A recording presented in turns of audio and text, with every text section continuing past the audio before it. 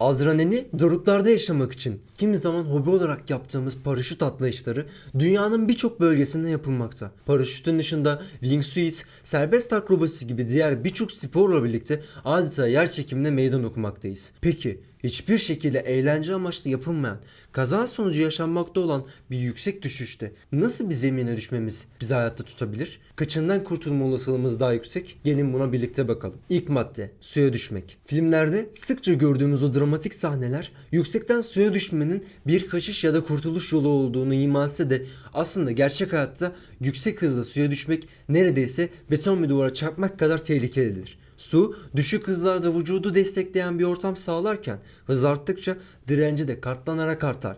Bu durumda suyun yüzeyi bir beton blok gibi sertleşir ve çarpmanın etkisi ölümcül olabilir. Düşmenin sırasında vücut maruz kaldığı ani duruş nedeniyle ciddi zararlar görür. Yüksek hızda suya düşen bir kişi vücudun farklı noktalarında ezilmeler, iç organ hasarları ve kırıklarla karşılaşabilir. Özellikle kontrolsüz bir pozisyonda düşmek suyun çarpma kuvvetini artırarak zarar riskini büyütür. Kurtulma şansı suya düşme anında uygulanan tekniklere göre değişebilmektedir. Bu oran %5 ile %10 arasındadır. Hayatta kalma şansını artırmak için şu yöntemleri uygulamak önemlidir. Düşüş sırasında ayaklarınızı birleştirerek öne uzatın ve vücudunuzu mümkün olduğunca dik tutun. Bu suya girişte yüzey alanınızı azaltarak çarpmanın şiddetini hafifletebilir. Düşüş öncesinde mümkünse yavaşlamaya çalışın. Örneğin bir binadan düşüyorsanız kenarları tutarak hızınızı azaltmak için çaba gösterin. Suya girişten hemen önce derin bir nefes alın. Bu suya daldığınızda ciğerlerinizin dolu olmasını sağlar ve yüzeye çıkmak için size birkaç saniye kazandırabilir. Sonuç olarak su doğru koşullarda ve teknikle hayatta kalma şansı sunabilir. Ancak yüksekten düşüşlerde kesinlikle güvenilir bir seçenek değildir. Hatalı bir pozisyonda ya da yüksek hızda suya çarpmak kaçınılmaz olarak ciddi yaralanmalara ve ölüme yol açabilir. Bu nedenle yüksek irtifadan suya düşme filmlerin aksine her zaman büyük bir risk taşır. İkinci madde, ormanın üzerine düşmek. Yüksekten düşme söz konusu olduğunda bir ormanlık alan beton zemin ya da açık su gibi diğer yüzeylere kıyasla bir nebze daha umut verici. Ağaç dalları, yapraklar ve yoğun bitki örtüsü düşüş sırasında hızınızı azaltarak darbeyi hafifletse de bu durum düşmenin tehlikelerini tamamen ortadan kaldırmaz. Ağaç dallarına çarpmak vücudu koruyabilir ama aynı zamanda ciddi yaralanmalara da neden olabilir. Dallarla dolu bir ormana düşerken vücudunuz çok sayıda sert yüzeye çarpar. Her bir darbe düşüş hızınızı bir miktar düşürse de bu süreçte kemikleriniz kırılır ve iç organlarınız zarar görebilir ve vücudunuza ciddi travmalar oluşabilir. Bununla birlikte ormanın zeminine ulaşmadan önce hızınızın azalması hayatta kalma ihtimalinizi her seferinde arttırır. Kurtulma şansı için ormanın üzerine düşme durumunda hayatta kalma oranı kullanılan taktiklere ve düşme yüksekliğine bağlı olarak değişebilmektedir. Bu oran %10 ile %15 arasındadır. Söyleyeceğim yöntemlerin doğru uygulanması durumunda bu oranı artırmanın mümkün olduğu gözlemlenmiştir. Düşerken vücudunuzu mümkün olduğunca küçük bir hedef haline getirin. Ellerinizle başınızı koruyarak kafanıza darbelere karşı güvenceye alın. Bacaklarınızı birleştirip hafif bükerek dizlerinizi kilitlememeye dikkat edin. Bu çarpma anında darbeyi absorbe ederek size yardımcı olacaktır. Düşerken dallara temas etmek kaçınılmazdır. Dalları hızınızı azaltan doğal bir yastık gibi düşünün. Ancak kesin uçlardan veya kalın dallardan uzak durmaya çalışın. Esnek ve ince dallar darbeyi daha iyi yemer ve daha az zarar verir. Eğer düşüş sırasında hareket etme şansınız varsa yoğun yapraklı ve dalların sık olduğu bir alana yönelin. Bu alanlar düşüş sırasında daha fazla direnç sağlayarak hızınızı daha etkili bir şekilde yavaşlatabilir. Sonuç olarak ormanın üzerinde düşmek şansınızı artırabilecek bir seçenek olsa da tam anlamıyla güvenli değildir. Dallar ve yapraklar düşüş hızınızı azaltarak hayat kurtarıcı bir rol oynayabilir. Ancak kırıklar, ezilmeler ve travmalar neredeyse kaçınılmazdır. Hayatta kalma ihtimalinizi artırmak için vücudunuzu doğru bir şekilde koruyarak ve düşüşünüzü yönlendirerek riski en aza indirmeye çalışmalısınız. 3.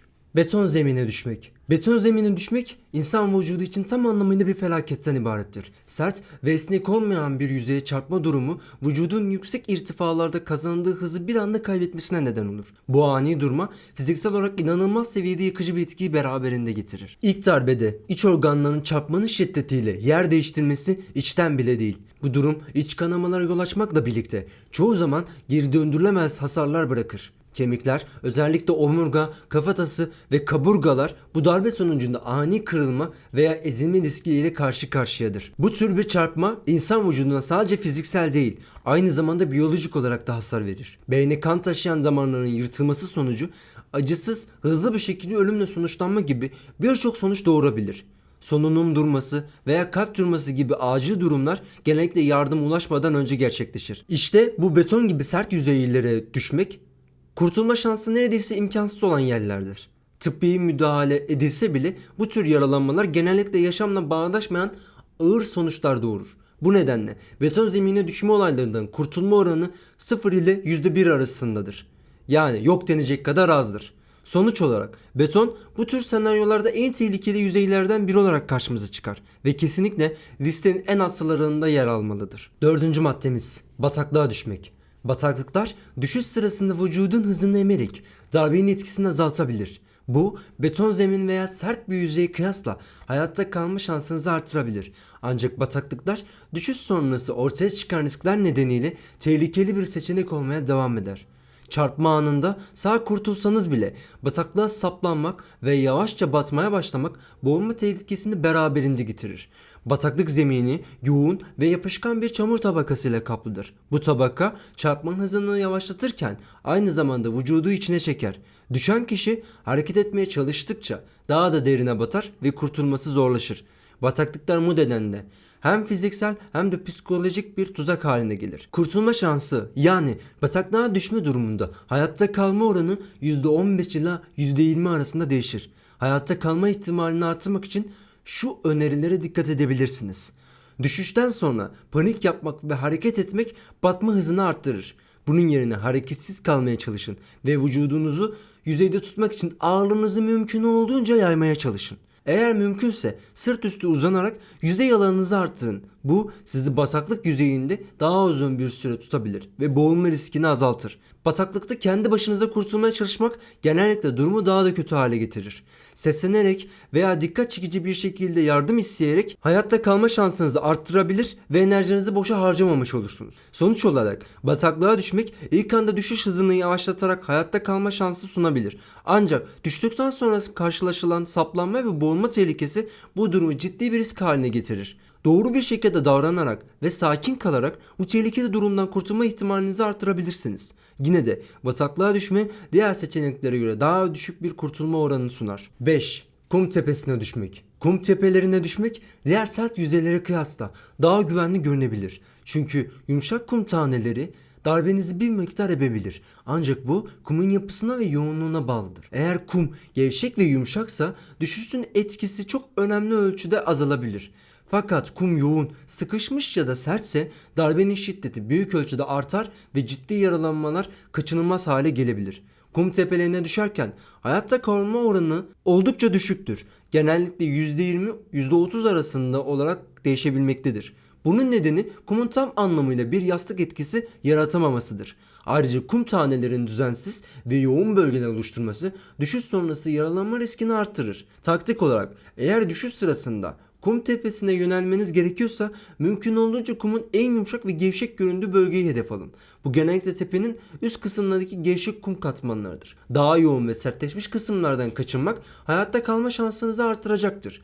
Unutmayın, kum tepeleri bir ölçüde yumuşatma sağlayabilir. Ancak güvenli bir iş için ideal bir yüzey değildir. Yüksekten düşüşlerde düşüşü yönlendirmek ve yumuşak bir zemine denk gelmek ciddi yaralanmaları önlemek açısından kritik öneme sahiptir. 6. Kurtarıcı bir yapıya düşmek. Yüksekten düşüşlerde kurtarıcı yapılar hayatınızı kurtarma şansı sunabilir. Bu yapılar genellikle acil durumlar için tasarlanmış özel ekipmanlardır ve düşüşün etkisini azaltmak için kullanılır. Örneğin itfaiye ekiplerinin kullandığı geniş brandalar ya da özel kurtarma şemsiyeleri düşüş hızını yavaşlatarak darbeyi yumuşatabilir ve hayatta kalma şansınızı arttırabilir. Bu tür bir yapıya düşmek doğru yer ve zamanlamaya bağlıdır. Eğer kurtarma ekipleri düşüş güzergahınıza hızlı bir şekilde müdahale edip Branda veya benzeri bir yapıyı yerleştirebilirse kurtulma şansınız %50-%70 gibi yüksek bir oranına çıkabilir. Ancak yapının doğru şekilde konumlandırılması sizin düşüş hızınız, açınız ve yüksekliğiniz bu ihtimali etkileyen faktörlerdir. Taktik olarak eğer bir kurtarma yapısına yönelme şansınız varsa hedefi ortalamaya çalışın. Brandanın ya da şemsiyenin merkezine düşmek enerjinin eşit dağılmasını sağlar ve yaralanma riskini azaltır. Kenar kısımlara düşmek yapının etkinliğini zayıflatabilir ve darbeyi yeterince yemeyebilir. Sonuç olarak bu tür kurtarıcı yapılar yüksekten düşüşlerde hayat kurtarabilir. Ancak bu senaryonun gerçekleşmesi için hem şans hem de hızlı bir kurtarma müdahalesi gerekir. Her durumda bu tip bir önemi mevcut olduğu durumlar için sakin kalıp hedefe odaklanmak büyük önem taşır. Ancak böyle bir durumların gerçekleşmesi ihtimal dahilinde bile değildir. Yüksek düşüşlerde can kurtarmak için açılması gereken brandanın normal itfaiye tarzı olaylarında açılan brandaya kıyasla yüzlerce kat daha büyük olması gerekmektedir. 7. Hava yastığına düşmek. Hava yastıkları profesyonel paraşütçüler, akrobatlar ve film endüstrisindeki dublörler için özel olarak tasarlanmış güvenlik ekipmanlarıdır. Yüksekten düşüşlerde darbenin etkisini azaltmak ve yaralanma riskini minimuma indirmek için kullanılırlar. Doğru bir şekilde yerleştirilmiş ve uygun boyutta bir hava yastığı düşüşün enerjisini büyük ölçüde emerek vücudunuzun zarar görmesini engelleyebilir. Bu durum özellikle kontrollü ve hedefli düşüşlerde